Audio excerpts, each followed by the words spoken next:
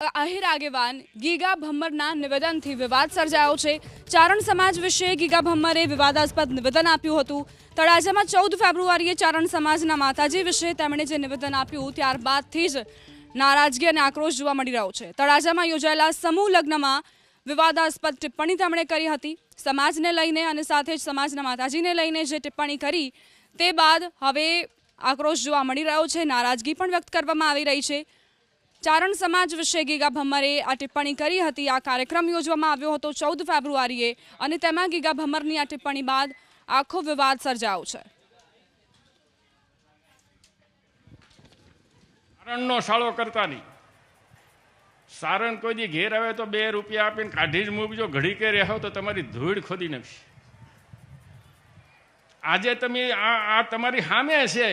આ સારણે છે ને એની માં ને એની સોડી સિવાય કોઈને વખાણ જ નહીં કર્યા। પેલો દવો ગાય તો એ મારી માં હોનલ ને ભાંગડી ને દેવડી ને આન તેન જીકાડા બોલાવીને તમને લૂંટી લે, નોખા પાડે।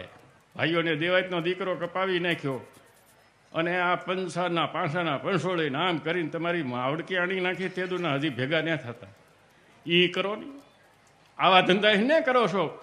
આ દેવાયતનો આ ફલાણાનો આ તમને ભાઈએ ભાઈને નોખા પાડી દે, એ જાતિ એનો અસહ્યો લઈ એનું પતન થઈ જાય।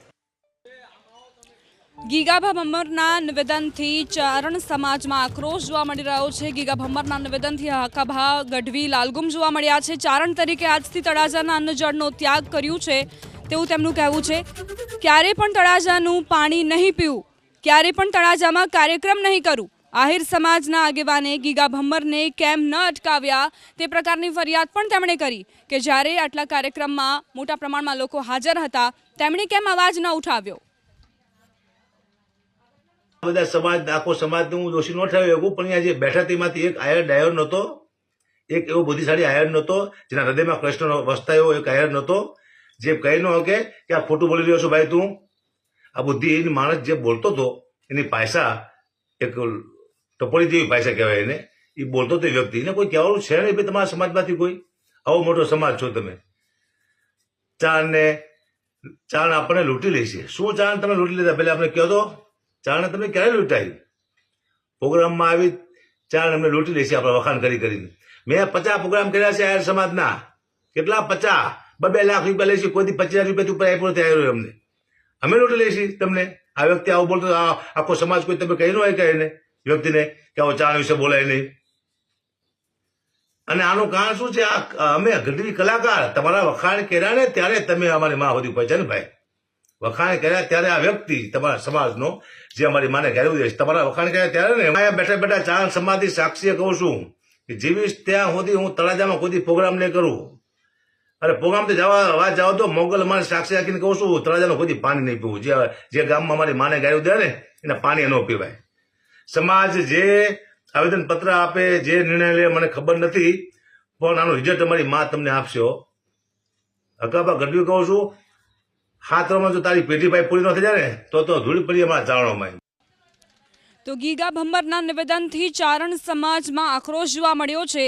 હરીશદાન ગઢવીએ કહ્યું કે ગીગાભાઈએ અંદર ભરેલું ઝેર રોક્યું છે, આહિર સમાજે આ વાતની નોંધ લેવી જોઈએ।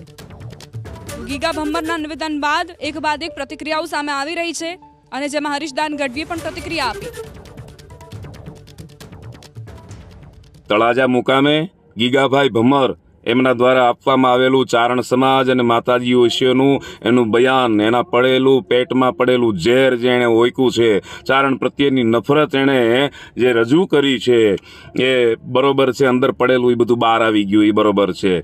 અને એક પણ ચારણ આને કોઈ દી જિંદગીભર વ્યક્તિગત આને કોઈ મામો ન કહેતા અને હાથ લાંબો કરીને જય માતાજી ન કરતા। ચારણ જ્યાં અપૈયો કરે છે પછી હાથ લાંબો નથી કરતો અને જય માતાજી નથી કરતો, એનું મોઢું નથી જોતો। જિંદગીભર એ જ્યાં સુધી જીવે ત્યાં સુધી એને ચારણના એક પણ મંદિરમાં ન આવવું, માતાજીના દેવસ્થાનમાં ન આવવું। તો આ તરફ માયાભાઈ આહિરે પણ પ્રતિક્રિયા આપી છે ગીગા ભમ્મરના નિવેદન બાદ। તેમણે કહ્યું કે આ નિવેદનથી આહિર સમાજને પણ દુઃખ છે। અમે તમારા ચરણની રજ છીએ। ચારણ આહિર સમાજનો આદિકાળથી મોટો ઇતિહાસ। એક ચર્ચા ચાલે છે, વિડીયો વાયરલ નહીં, પણ બાપ ચારણ સમાજ અને આહિર સમાજ એ તો આદિકાળથી આદિ આવડથી લઈ અને અહીંથી લઈને આજ સુધી કેવડા ઇતિહાસ છે. અરે છોડો આહિર સમાજની, સમગ્ર વિશ્વમાં કોના કુળદેવી નથી અને કઈ કુળદેવી ચારણ જગદંબા નથી. પણ બાપ, કોકથી અજાણ, જેને ઇતિહાસની ખબર જ ન હોય, જાનન હાર અજાન ભયો હોય તો તકલીફ પડે બાપ.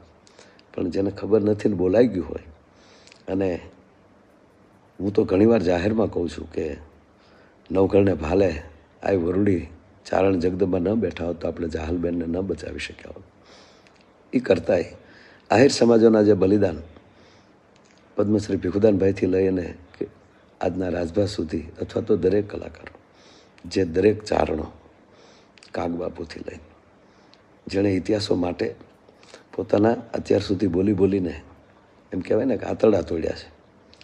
તો બાપ, આ ઘટનાથી, આ નિવેદનથી ચારણ સમાજને દુઃખ, પણ અમને પણ દુઃખ જ છે. ગિરીશાપાથી લઈ અને ચારણ સમાજના દરેક મોભીઓને કહું છું, કારણ ભલે તમે અમને મામા કહો, પણ અમે તમારા ચરણની રજ છીએ. તો બીજું તો વધારે શું કહું, પણ કોઈને ઇતિહાસની ખબર ન હોય અને આ જ્યાં સમજ બારું હોય અને બોલાણું હોય, એને આપ ક્ષમા કરશો એવી હું સમસ્ત ચારણ સમાજને કરબતે પ્રાર્થના કરું છું. પહેલાં તો ચારણત્વ શું છે એ તમે જાણો, અને ન જાણવું હોય તો બોલાય નહીં, અથવા તો જાહેરમાં ન બોલાય. અને ચારણ 18 વર્ણ સાથે જોડાયેલા છે. ચારણોએ કોકના માટે ત્રાગા કર્યા છે, કટારો નાખી દીધી છે પોતાના ગળામાં. એવા દરેક જ્ઞાતિ માટે ચારણોએ બલિદાન દીધા છે. ચારણોએ માગ્યું નથી, માગવા એવો વખત આવ્યો છે ને આ ઉજળો ઇતિહાસ બનાવવા માટે કીધું છે. ક્યાંક માથા માગ્યા, ક્યાંક હાવજ માગ્યા, એનો ઇતિહાસ રહી જાય. વૈયા તો બધા જ આવવાના છે. અને બીજી વાત એક એ ખાસ આહિર સમાજના બધા અગ્રણીઓ એટલા છે, એમને બધાને મારે એ કહેવાનું છે કે ખરાબ માણસ ખરાબ બોલી, કોઈ પણ માણસ ખરાબ બોલીને ખરાબ કરે, એથી વધારે ડાયો માણસ ટાણે મૂંગો રહીએ એ સમાજના માટે ખરાબ થાય છે. તો બધા કહી શકો તમે વડીલો કે ભાઈ આ બહુ મોટી ભૂલ કરી છે, એમની ભૂલનો એમને અહેસાસ કરાવો, અને એ તમારી ફરજ છે. આદિ આવડ આઈથી લઈને આપણા જે સંબંધો છે ચારણ સમાજના, આહિર સમાજના, એના માથે ઉજળા દૂધ જેવા સંબંધની માથે કાળા છાંટા ઉડાડવાનું કામ કરે તો તમારી ફરજ છે એમને બરાબર રીતે તમે સમજાવો. મને વિચાર એ થાય છે કે એવું બધું શું બગાડ્યું છે કે એટલા બધા આમ ઓલાથી આમ એની અંદરથી કેટલું ઝેર હતું બોલવામાં. તો એવું ચારણોએ પહેલાં તો કોઈ પણ એનું કાંઈ લઈ લીધું હોય તમે ભરપાઈ કરી દેશું, એ અમને કહે કે શું બગાડ્યું છે. ચારણો કોઈ 2 રૂપિયા દઈ દેવા એટલે ક્યાં ચારણો 2 રૂપિયા લઈ ગયા એ અમે ભરપાઈ કરી દો, એ પણ અમે લીધું નથી કોઈનું. અમે તો અમારી ઉજળી, અમે શક્તિના વખાણ કર્યા છે. અમે એની અંદર કોઈ પણ શૂરવીર થઈ ગયો, એને પરાક્રમ કર્યું છે, એના કોઈ જ્ઞાતિમાં કોઈ થયો એની અમે વાતો કરી છે. એક જ્ઞાતિની કરી એવું નથી, જે જ્ઞાતિમાં વધારે હોય તો એની વધારે વાતો કરી હોય, એ વાતો કરી છે. અને એટલે આ ફરીને હું કહું છું, આહિર સમાજમાં અનેક અગ્રણીઓ છે, એને બધાએ એમને બરાબર એમને સમજાવે કે શું છે ચારણત્વ એ. અને આ બોલ્યા છે એ બહુ ભૂલ મોટી કરી. આવડા મોટા ઇતિહાસો દેવત બોદર એનું એવડું બલિદાન ઉગાનું આપ્યું છે, એ કાંઈ નહીં તો એની વાત નહીં કરવાની ને. આવડો મોટો હમણાં મહારાજ થયો જેના વિશ્વમાં ડંકા વાગ્યા, તો એ શેના માટે છે? આપણી ધરોહર માટે છે ને. તો એ નહીં કરવા, એની વાત નહીં કરવાની ને. તો વાતો કરી જાય, વખાણ કરી જાય. કોના વખાણ કર્યા? કીધા કે અમે કોઈ અટાણે છે એમને એના રાહડા ગાયા? આ અટાણે કોઈ એવું અમુક ખરાબ કામ કર્યું હોય તો એના રાહડા ગાયા? અમે તો સારું કર્યું એના, ને એ તો સારી વાત છે. બિના ગુણ કિયો ગાન કાગતા કો પાપ કહો, પણ ગુણ કોને કિયો ગાન વહી બળ પાપ હે. જેનામાં ગુણ હોય નો વખાણ કરો તમને પાપ લાગશે.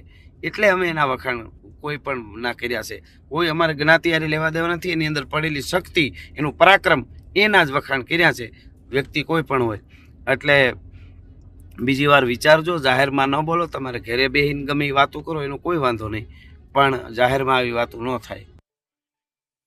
ગીગા ભમ્મરની વિવાદાસ્પદ ટિપ્પણીથી ચારણ સમાજમાં રોષ જોવા મળી રહ્યો છે. ચારણ ગઢવી સમાજ આવેદન આપી ગીગા ભમ્મર સામે ફરિયાદ કરશે.